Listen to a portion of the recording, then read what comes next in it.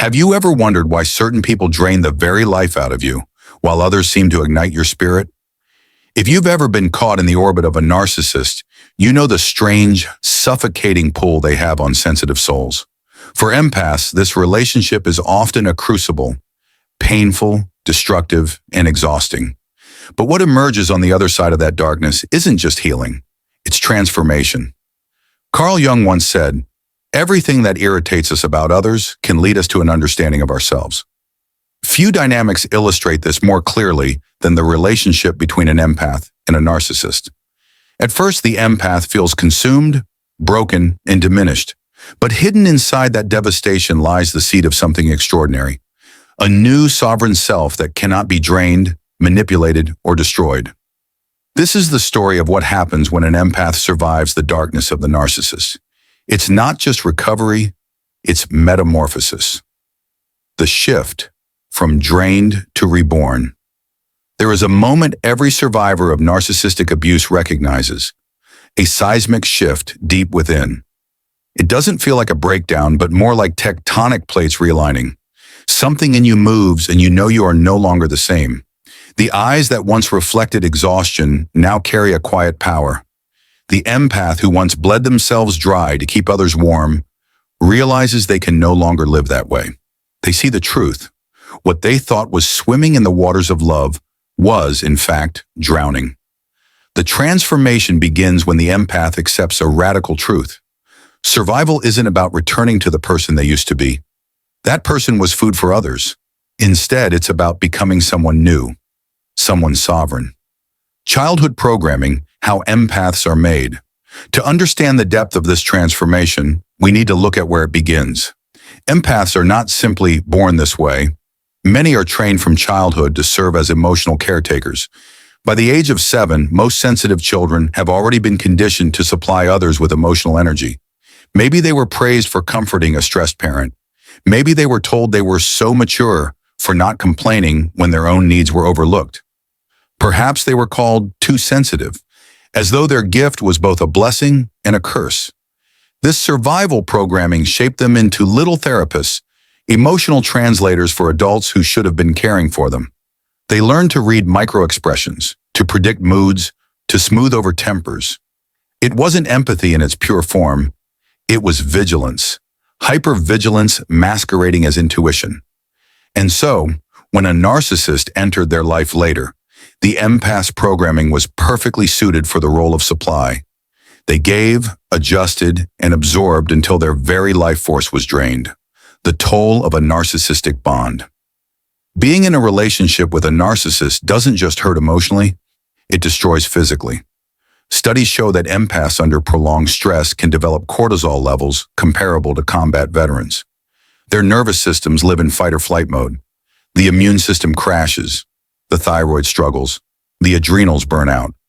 What seems like just emotional exhaustion is actually a biological depletion. The empath becomes a battlefield, carrying the weight of someone else's wounds while neglecting their own. This isn't empathy. This is compulsion. It's a trauma response that says, if I fix everyone else, maybe I won't be abandoned. The mirror of the narcissist. Here is the twist few expect. The narcissist is not simply a villain. They are also a mirror. The very traits that irritate and horrify the empath, the self-centeredness, the unapologetic demands, the refusal to feel guilty, are reflections of the empath's own abandoned shadow. Jung taught that our shadow is not pure darkness, but the storehouse of our disowned power. For the empath, the narcissist lives out everything they suppress: anger, self-assertion, boundaries, unapologetic existence. That's why it feels impossible to look away. The narcissist is the shadow teacher, forcing the empath to face what they have denied in themselves. It is not about becoming narcissistic, but about reclaiming the power that has been buried under guilt, programming, and fear. Breaking free, psychological ambidexterity. When the empath finally breaks free, something remarkable happens in the brain. Survivors of narcissistic abuse develop patterns similar to those seen in people recovering from trauma bonds or addiction. At first, they feel disoriented, even guilty for leaving. But over time, the rewiring brings a unique gift. The empath learns to hold paradox. They can feel deeply and think clearly. They can love fully and leave when necessary. They can understand another's pain without sacrificing themselves. This ability to balance empathy with sovereignty is a kind of psychological ambidexterity. It's a skill that few ever develop without walking through the fire of such a relationship. Individuation, becoming someone new. Traditional therapy often aims to help survivors heal back into the person they were before. But Jung pointed to something greater: individuation. This isn't about going backward. It's about evolving into someone who has never existed before. The empath doesn't lose sensitivity. Instead, they learn to channel it. Emotions become intelligence. Feelings become data. Energy shifts become information. The empath becomes selective, able to feel everything but no longer enslaved by every feeling. This is the birth of the sovereign empath, someone who feels deeply but cannot be consumed. The backlash. When the world resists. Transformation doesn't happen in a vacuum. When the empath begins to set boundaries, the people who depended on their endless giving panic. Family members may accuse them of being cold. Friends may call them selfish. Colleagues may find them difficult. This backlash is not a failure but proof of progress. It's a sign that the old ecosystem of self-abandonment is collapsing. The empath's job is to hold steady, to remember that discomfort from others is evidence of growth. The dark empath, integration of the shadow. At this stage, something even more surprising emerges, what some psychologists call the dark empath. This isn't evil, it's shadow integration. The empath can now feel someone's emotions without being pulled under. They can sense manipulation almost instantly. They can spot a narcissist in less than a minute. They've developed psychological antibodies, immunity to guilt trips, resistance to one-sided relationships, protection against emotional predators.